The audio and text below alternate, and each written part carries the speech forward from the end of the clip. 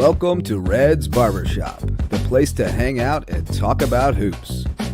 This episode of Red's Barbershop is brought to you by our sponsors, Third Eye Consulting and Coastal Plains Insurance of the Lowcountry. Now, hop in the chair because here are your hosts, Justin Jarrett and Tony Red Bruin.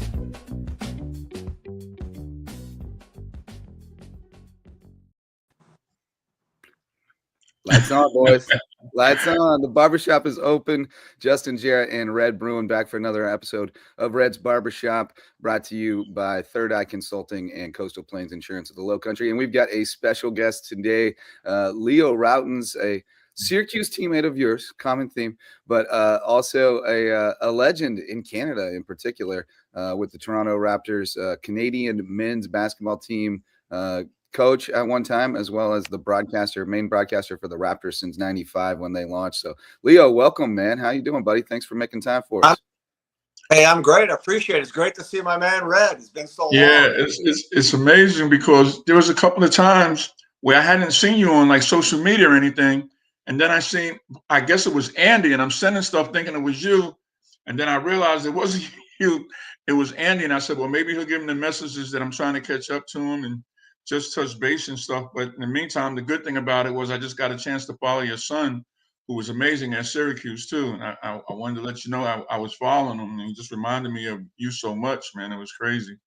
I appreciate that. That was kind of cool watching him play for not only Syracuse, but he played for Boeheim too. Yeah. We all, I mean, he had 40, 50 years of players playing for him. So I guess the new era is just starting, but that's kind of wild. That's one advantage we got over a lot of programs is if we do functions like these, I mean, everybody pretty much talks about Boeheim. Everybody has a Boeheim story. Oh yeah. Especially the way these coaches come and go today. Boeheim's, he's been there forever. Been there forever. It's just amazing. You know what amazed me is how many people didn't talk about the fact that it's no big deal when you play for your kids plays for the same coach you played for, but it's rare that it would happen at the same school like that. That's the crazy part, right? Yeah. Like my son played at Iona, but it's a different level than Syracuse. Known as a mid-major, although Iona has knocked us off a couple of times, but it's still not the same as being at the same school. Like I can only envision how crazy it's going to be with Carmelo up there next year. Yeah. I wouldn't want to be in his shoes. There's going to be so much pressure on him. I could imagine the pressure that was on Andy to fill your shoes. I can imagine. That's funny. You probably know better than me. Yeah, it's funny you say that because I was very leery of him going to Syracuse, right? Mm-hmm. And I even said to him, because Jimmy can be rough. Yeah, well, we both know that. Yeah. So say I'd be on the road somewhere doing a Raptor game in Syracuse. There's coach on going like this into somebody's face. Yeah. I go, that's you right now. That's you. Yeah. You got to be able to take it. But I got to admit, Leo, I never really stood up to him. So I think one time I came in the locker room and you was icing your knees down and he was saying something to you. And I guess you had finally had enough. And I seen you pointing right back at him. And I said, all right, I'm going to do that. But up to that point, I would just take it and not call him back on some of his stuff. But you gave me the inspiration to go back and coach sometimes. I was scared to death, man. I thought my career was after that. But it was, hey, sometimes you got to do it. But I told Andy, can't play there. Actually, he was trying. I was coaching Canada, and he was trying the junior world team. So I was seeing that, and he had a bad day. He didn't make a shot. Right. I walked. Go. How's it going? He goes, all right. Hey, you're supposed to be the best damn shooter in the state of New York. Yeah. I mean, he's looking at me like, what? I go, hey, Jim Boeheim, welcome to Syracuse. Yeah, exactly. That's figure it out, because if you want to play at Syracuse, you better figure it out. So by the time he got there, ready, what really made it a cool feeling is that the fans really embraced him, right? Definitely. But local guys, they were always kind of a little tough. They embraced him, which made it a lot easier. Well, one good thing about Syracuse fans that I'm pretty sure we could both agree on is they know basketball. And they know the pressure that he was under following you, and I think they tried to do their best to alleviate some of that pressure from him. Yeah. Although they was going to hold him to the family name, but they weren't assholes about it. You know what I mean? I can say that, right, Just? Yeah, man.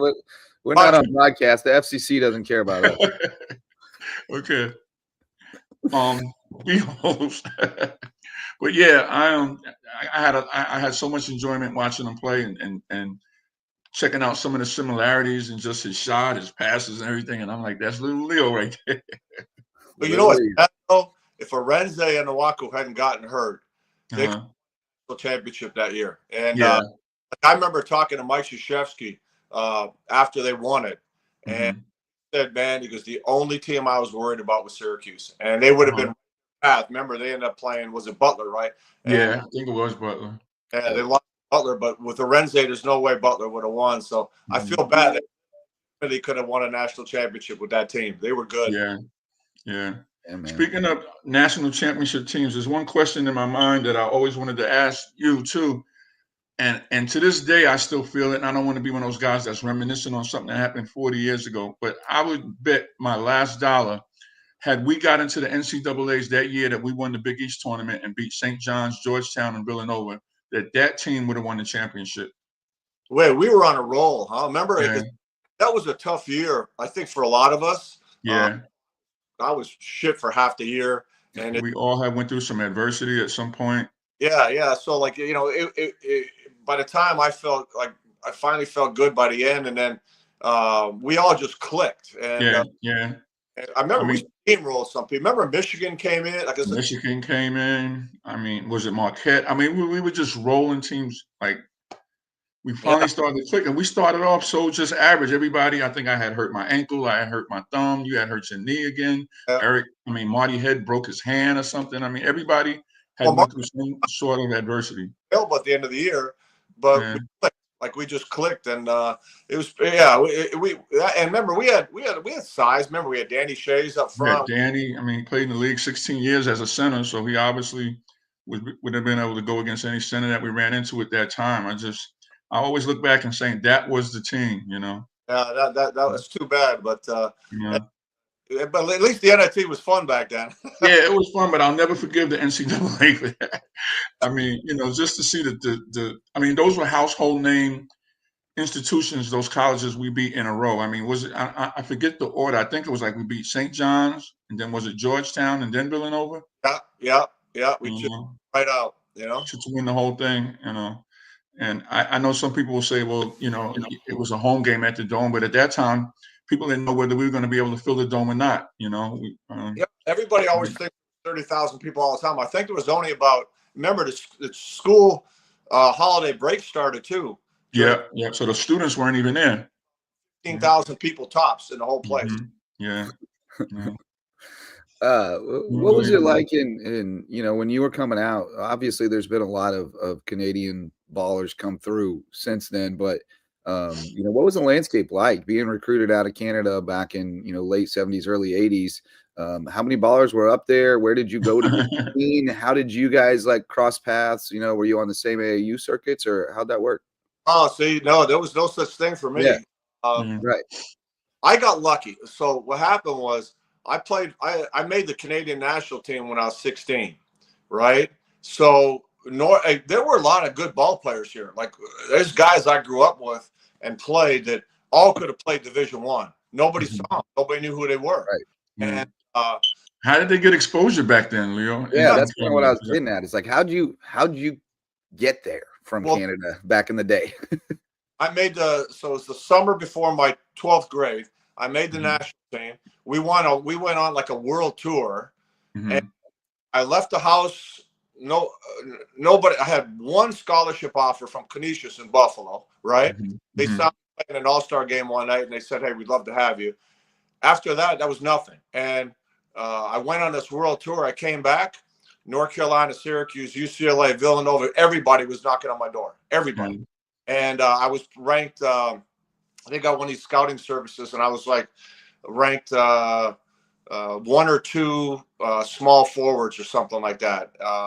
And all of a sudden my whole world changed just overnight.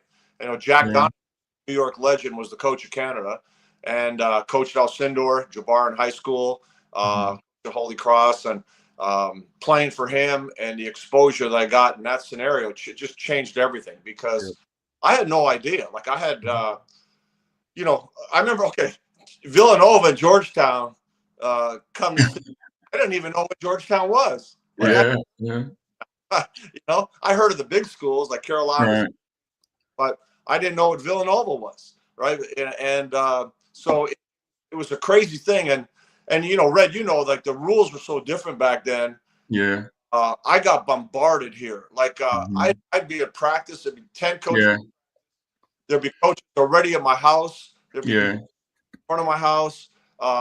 There were times I literally called my mom and Mhm. went home, put a bag on the back. I had a laneway. Yeah, there were no limits on any of the bump contacts like they have today and how much they can call you. And when a lot of people ask me about Syracuse, I say the same thing. I mean, Boeheim just outworked everybody. I mean, he was just everywhere I turned, he was there, him and Brendan Malone. It's like every practice, every game. He was even in Queensbridge projects looking, you know, he was coming to our street tournament games, you know. And he had no fear. We'd be up in Harlem playing. Boeheim would be right there, you know, holding court, talking to people about basketball. This was crazy. Yeah. Well, if he wasn't, you probably would have never gone to play for him, right? Like Exactly. He just outworked everybody and made me feel like he really wanted. He seen me have some of my best games, and he seen me have some stinkers, and he still pursued me just as hard. So what Leo was saying, it is definitely something I wanted to piggyback on, because back then coaches could just see you as much as they wanted, you know. And I think that might be some of the problems today with a lot of kids transferring. A coach will go see a player, and he might only have 3 contacts he can have, and the guy will have a great game, and he'll offer him a scholarship, and then he'll come, and yeah, that might there's have been no the best real game you ever had. You know? relationship building Yeah. in a lot of cases. You know, it's just Yeah. so transactional at this Yeah. stage. Like there's Yeah, you're right, because we built up like you know, Boeheim and Bernie Fine. They were up all the time, so you end up seeing them. Exactly. You know, and like Bernie was cool because he wasn't like a lot of other coaches where he'd sit there, like he noticed all these little things. Like the one time is this girl sitting in the stands, and we're shooting around like before. I throw it behind the back pass in the middle of the pack, and all bounces on her lap, and I walked over to get her, and Bernie, I saw it, and that was good. Yeah. I mean, I think that's what made him and Boeheim such a funny pair together, because Bernie didn't miss anything. I mean, I remember I had 2 friends sitting together. I don't know how that worked out. It might have been a ticket crunch or something like that. And I'm just hoping they don't start talking to each other. And Bernie comes over to me and says, I think you might have a better game if you stop worrying about what's going on up in the stands. I mean, he didn't miss anything, man. two friends that Yeah. didn't need to meet. 2 friends. And Bernie and he knew. I'm like, I know Bernie might have seen me, you know, with people, but he pays attention to everything. Everybody you talk to, everybody you're with, everybody that approaches you, or your mail. I mean, don't you ever lie? Whoever yeah, lied. because if I'm asking you a question, you could bet I already know the answer. Yeah. Like the FBI already knows the answer. Yeah. Where were you on the night of? Exactly. So when did kind of the Canadian hoops infrastructure start to really build up, and you know, where are we now? Well, we always had guys like a guy here, a guy there, you know, that was making a little bit of a splash. Yeah. But I'll tell you what changed everything. What changed the whole Canadian thing was the NBA. In 1995, the NBA came to Canada, and you had 2 teams, Toronto Raptors and the Vancouver Grizzlies. And if you think about today's game, so in 1995, Andrew Wiggins was born in 1995. He was the #1 pick in the NBA, right? These kids grew up with it. Like I rarely saw NBA. Buffalo Braves. Okay, this is the impact it had on me. Buffalo Braves played some exhibition games here. I wore 11 my whole. Bob McAdoo played for the Braves, and he used to light it up. And I'm watching him. Oh man, that's the impact it had on me, right?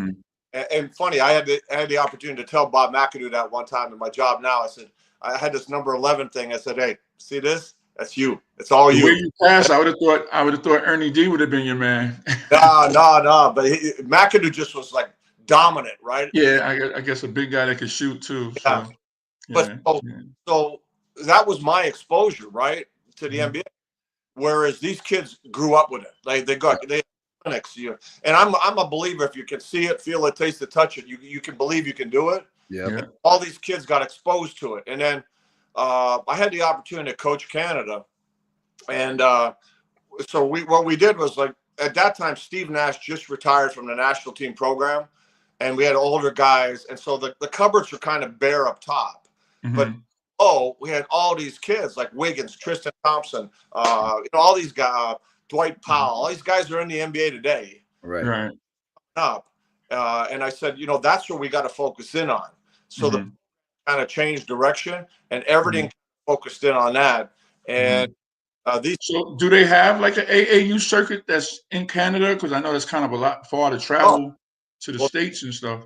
That's it, Red. Like when I was coming up, you didn't have anything. Then you started to have like a few AAU teams, and it was shaky what you saw. But now you have like my son Sammy. He played a club called CIA Bounce, which could play with any AAU team in the U.S. All right. I remember they played all the teams. They were in LA, Peach Jam. They played everybody, right? Sammy had 5 NBA players on his AAU team, right? And then you had, and then all of a sudden, and all kids used to all go to the States for high school, prep school. Right. There's a prep school league here. You got Americans coming here. It's a great. Wow. So everything's changed. What's the name of that school, Leo? What? What's the name of that school? The name of the prep school there? Well, there's a whole bunch of them. So Sammy called Orangeville Prep, which is also the same program that ran CIA Bounce AAU. So playing prep and AAU within the same programs. Now you have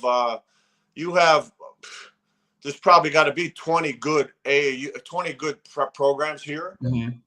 And everybody's got AAU teams. And remember, right now, Canada has the most NBA players outside of the United States in the NBA. Wow. And that go up.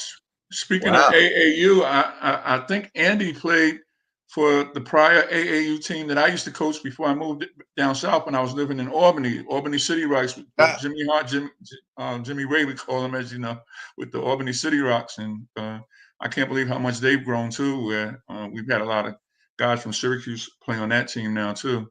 Yeah, that was pretty cool because remember I was Kevin O'Neill was coaching the Raptors, and he about my kid, and I go, hey, I got to find an AAU program. He made a call over to City Rock, and next thing you know, Andy was playing for those guys, and Paul Harris was playing with them. They had some good players, and it was it was pretty cool to watch. He did a good job of getting those kids some exposure because no coaches is flying down and all that snow in Albany to see guys at high school games. So that was a good thing that he did. My son was a lot like how you said. Only Canisius had sent you something. Once he started playing with the City Rocks, he went from having like a couple of Division II schools to like every day the mailbox was full of letters, showing some interest and stuff. So it's interesting just to see how great talent in Canada without AAU programs earlier. We're able to get noticed. So it's hard. A good thing. Yeah. A lot of guys end up going like smaller schools. Ash went to Santa Clara. That was people that really offered him. Wanted to come to Syracuse, but Syracuse never looked at him. Paul McGlure went to Kentucky, won a national championship there. So you had, like I said, you had guys. Mike Berkovich played at Michigan State with Magic Johnson. So you had guys that were in different places, but now like every program's got them. They're all like they're all like big time players now. So it's really cool to see the difference. Yeah. Well, you mentioned the NBA coming in '95, and that presented a new opportunity for you to go into the booth. How much broadcasting had you done prior to that? Like when did you know broadcasting was a path you wanted to follow, and how did it happen with the Raptors? Well, okay, here's a crazy story for any kids that are listening. So in 9th grade, I hated math. Like I look at John Saunders, ABC, ESPN, rest of the soul. John was my man. First 5 rappers together. And he knew, man, numbers just scared me to death. And I go, man, this lead is really shrinking here, John. He goes, well, how much is it shrinking by? I go, quite a bit. Game, and even trying to catch me on numbers. I get scared to see numbers. So I went to my guidance counselor, who's also my basketball coach, Dan Prendergast at St. Mike's, and I said, Coach, no math. I need a. So we ended up talking, and I said, Coach, I'm going to play in the NBA. Like I was convinced I was going to play in the NBA. So we came up with journalism because I said I can play in the NBA. I said I can write, I can talk, I'm comfortable in front of people. I can do all that. So let's find a career. Like, it didn't make sense to me to be like some chemistry major or some other where it's not connected to the life I'm going to have. And I was, like I said, don't ask me why, but I was convinced I was going to be in the NBA. You couldn't talk me out of it. Well, sure. So well, you have to be to have any chance, right? Like, if you don't believe you can, you won't. You have to have that mentality. And I was convinced of that, right? Because my brother's actually drafted by the Buffalo Braves. And I thought, you know, like, everything he did, I was going to do better. Yeah. And so I was just convinced of it. So that plan started in 9th grade. And then I had a professor at Syracuse, Dwight Jensen. And my junior year, he said, and this is the best advice. This is, if you could take all my college education away except for this was it. He goes, your degree means nothing. I'm looking at him like, what? You know, he goes, your resume means everything. I'm going, I'm in college, man. What do you mean resume? And he goes, your resume means everything. So any chance you can, intern, do work for free, you know, do this, do that. And so even though I was going to play in the NBA and I got drafted, I started doing anything I could. I did any radio I could. I did any TV I could. If I got hurt, I did TV. I was in Italy. I wrote for the Corriere dello Sport. I did a column in an Italian newspaper. Between my rookie year and my sophomore year in the NBA, I did the CBC Olympics on radio for Canada. So I did everything I could. So the day I couldn't play anymore, I had a resume. And fortunately, I got lucky in that, you know, when 95 rolled around, the Raptors were in existence. I also, so not a lot of people talked hoops. And it was the fan radio started in Toronto, and there was a lot of stuff. And I got on, I spent hours being on radio in Canada just to get my name back. So people would hear Leo, NBA Leo. Like, I just did, it was a plan on my part. Right. They wanted a basketball guy. They heard me. So I want to come on. Yes, I'll come on. And then, so finally, the owners of the Bitov group that brought the Toronto Raptors in, they hosted the World Championships in '94. I ended up doing the color for the World Championships, which was a precursor for the NBA. And what happened was when they brought me in, they had no idea I had this resume, right? And so a couple of things that, hey, I don't care what you do, but you got to have luck. So here's the key is I had a resume, right? So I already done work. I've been doing TV, everything. So I had a resume. I played in the NBA. All right. And here's the one thing that all the other resumes and NBA players didn't have. I'm Canadian. Yep. That was my luck. Right.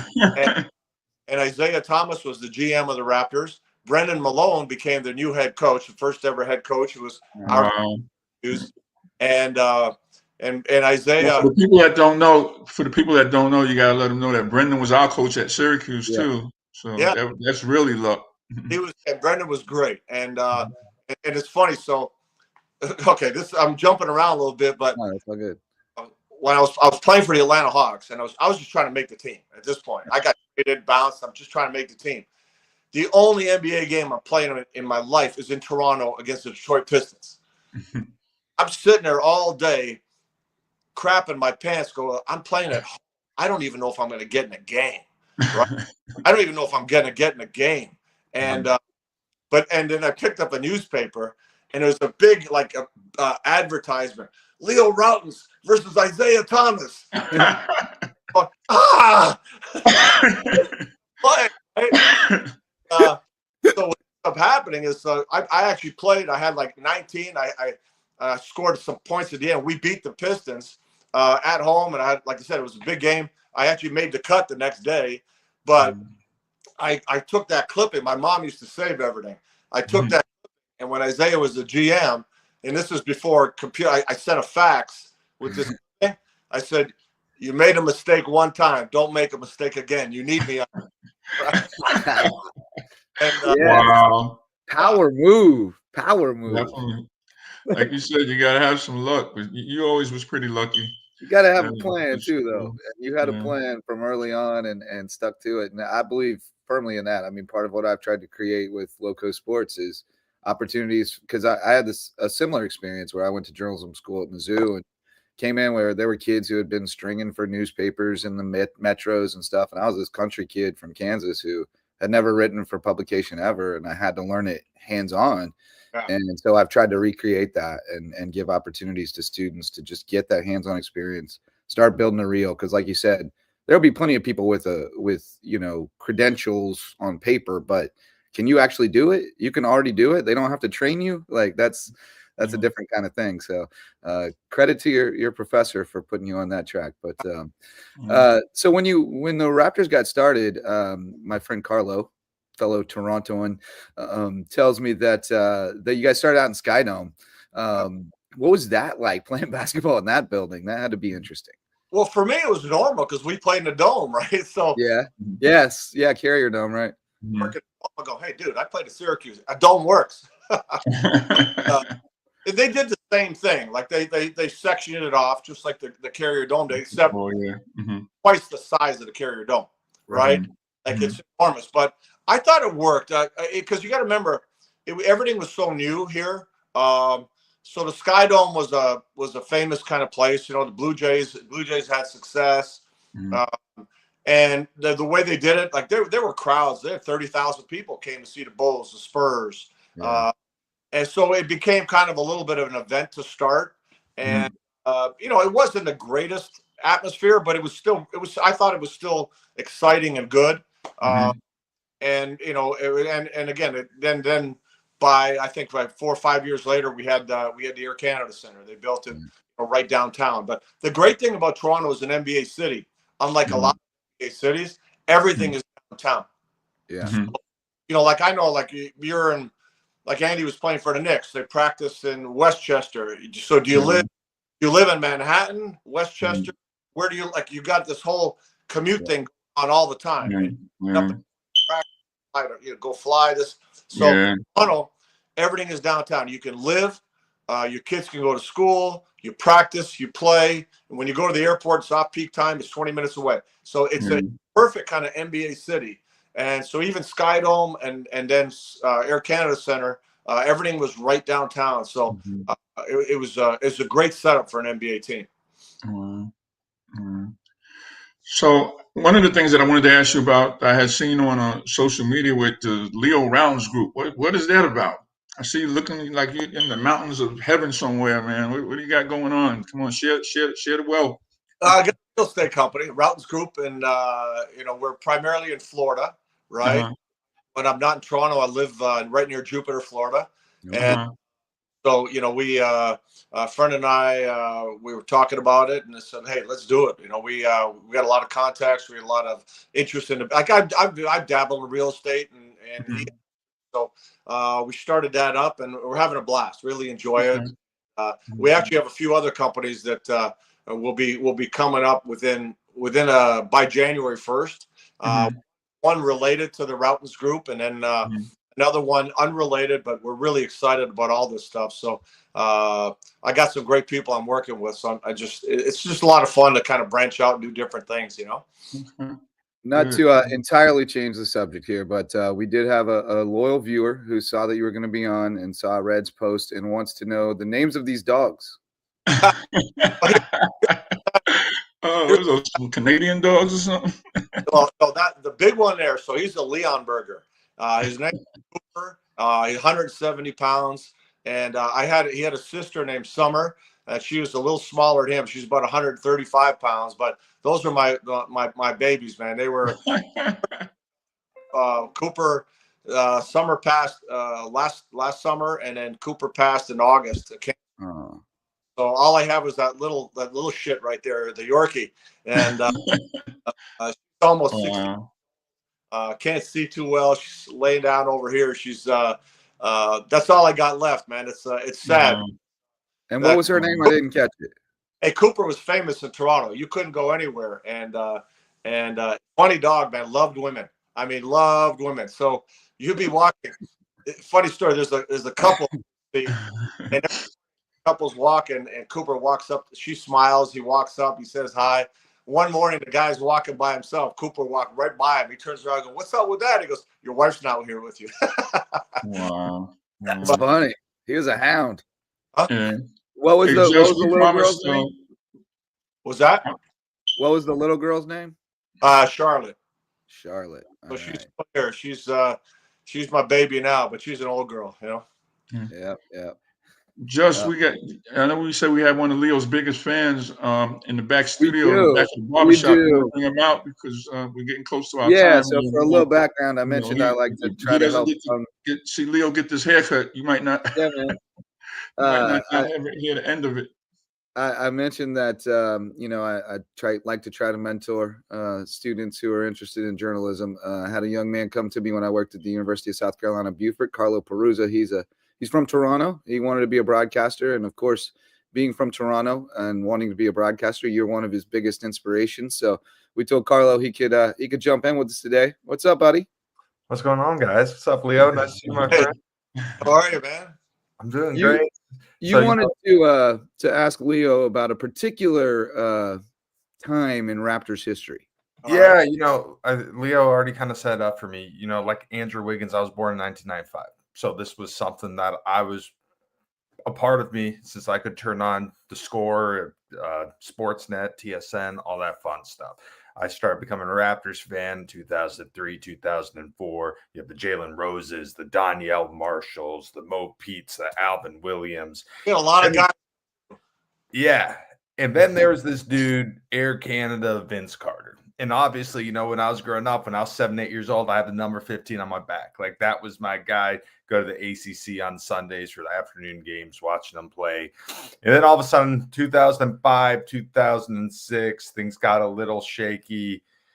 Goes to the New Jersey Nets. And I mean, if you were in Toronto and lived through that, people wish death upon that guy. I mean, everyone absolutely hated him. It was one of the craziest endings that I've ever seen in sports with a player in his team.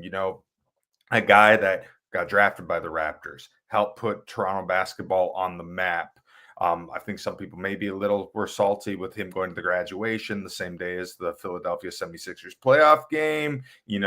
This came around, totally insinuated things. I remember every time he would come back for the next 5 to 10 years, I mean, he got booed out the building. People throwing stuff, setting his jersey on fire. Now we're at a time he's going to the Hall of Fame as a Raptor. He is having ceremonies. People are applauding him. In 2005, did you ever envision 20 years later this guy again being accepted into the Canadian culture? No, but what's that old saying? Time heals, right? So what people don't understand, there were a lot of things going on back then. Think about Damon Stoudemire left Toronto. Tracy McGrady left Toronto. Camby was traded away. A lot of guys, and they were pulled away. And people were saying, you don't want to be there. You got to go. You got to go here. And if you talk to a lot of those guys, they wish they could. They wish they stayed. They wish they wish they didn't leave. They loved the city. And there was something happening here, so they could have all been part of. I mean, think about it. If you had Damon Stoudemire, Tracy McGrady, Vince Carter, Antonio, could have been playing for an NBA championship here back then. And so there was a lot of forces that were pulling them. And then the management made some mistakes with Vince too. They didn't handle him the way he should have been handled. They never had a superstar, obviously, before, and they did a lot of things wrong with him. So it was a two-way street how it ended. And it ended ugly. And the Raptors got, garbage in return. So it was bad. And people hated it. It was horrible. So, over time, you got to look. It's like, so I'm on this Hall of Fame committee with Canada Basketball. And when they look at players, they go, well, he didn't play that much for Canada. I said, he's Canadian. He impacted the game. And when you think about Vince, if you talk to all those guys, Andrew Wiggins, Tristan Thompson, all those guys, Steve Nash was Canadian. Steve Nash, two-time MVP. They don't say, oh, I want to Steve. No, they don't say that. All they say is Vince. They all say Vince, man. He inspired me. I wanted to be like Vince. So he inspired a whole generation of kids here. And that had an impact on the organization, right? I mean, people didn't even know where Toronto was in the States. And all of a sudden, Vince Carter wins the slam dunk competition. Everybody's talking about Vince in Toronto. The team was on, people don't realize that the Raptors aren't on national TV a lot in the U.S. because from a marketing standpoint, it's like one team is playing. Right. From a advertising marketing standpoint, it's like one team because the other team's another. So it changes the dynamics and the revenues of a broadcast. So people don't realize that. So unless you've got something special like Vince Carter, you're not going to US national a lot. And Raptors were because of Vince. So he changed a lot of what happened. So, you know, and the fact, and remember what I said, a lot of guys regret leaving. And the fact that he wants his jersey, he wanted to retire as a Raptor, that tells you some of that feeling that a lot of guys had these things happen and regret it. So, like I said, I never would have thought it at the time, but at this point, you know, hey, he had an impact. Let's recognize it and just move on with it, you know? Yeah. Anything else, gentlemen? Hey, something right here. So I'll tell you what. So, okay, I played with Dr. J. I played with Dominic Wilkins. I played again. Vince, I'll tell you what. I've been in the gym with Vince, like doing some stuff, clinics and stuff, and his bounce was like sick, sick, right? But right there, this guy bounce. I'm telling you. Hey, I remember one time when I just got to Syracuse. I never seen anybody do this. Red was backing somebody up. You know, you're playing one-on-one. You're just backing somebody up. So you got the guy Red in the basket, right? Red jumps up this way and backwards with the guy in the basket. Wow. He was the basketball Saquon Barkley. Well, actually, the dunk that stands out in my mind was I was just remember running up the court. I think we were playing Canisius, as a matter of fact, and you were like at half court and just threw the ball up in the air.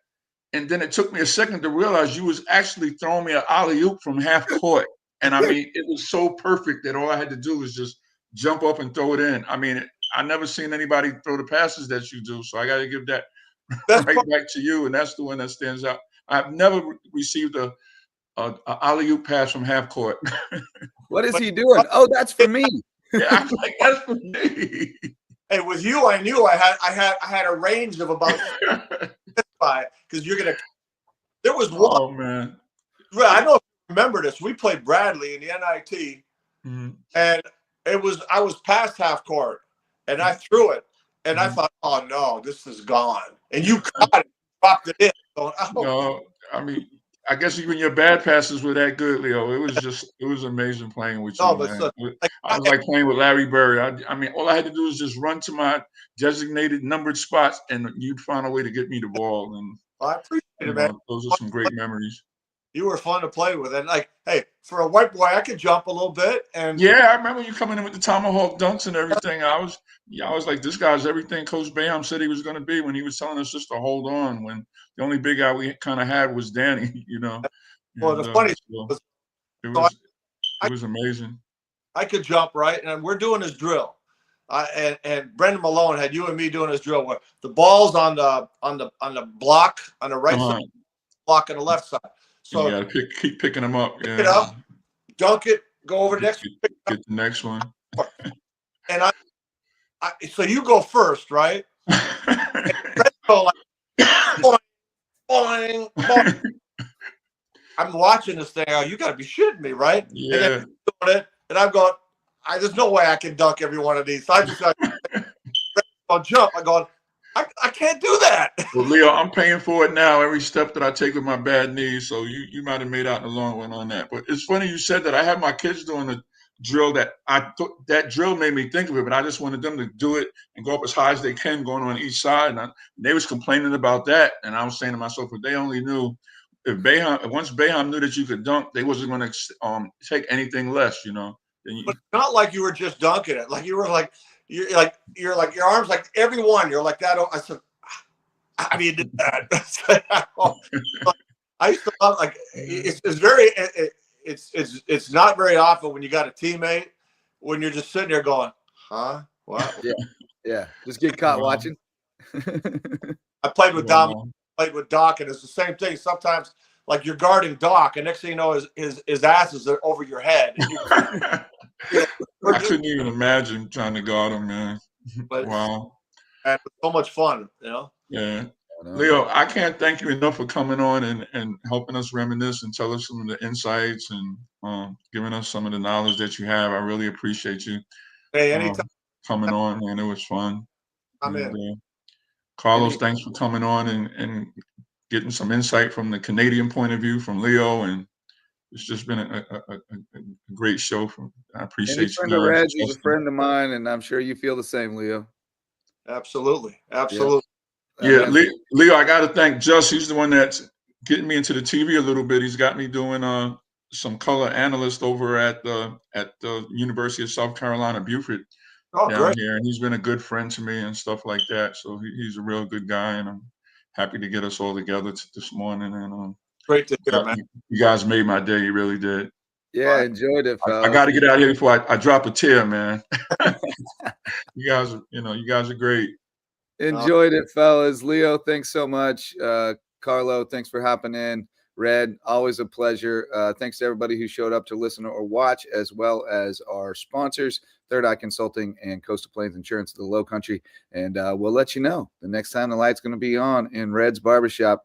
Thanks so much, everyone. For Carlo Peruzza, Tony Bruin, and Leo Rautins, I'm Justin Jarrett. Till we turn that light back on, we'll see you next time. Again, Leo.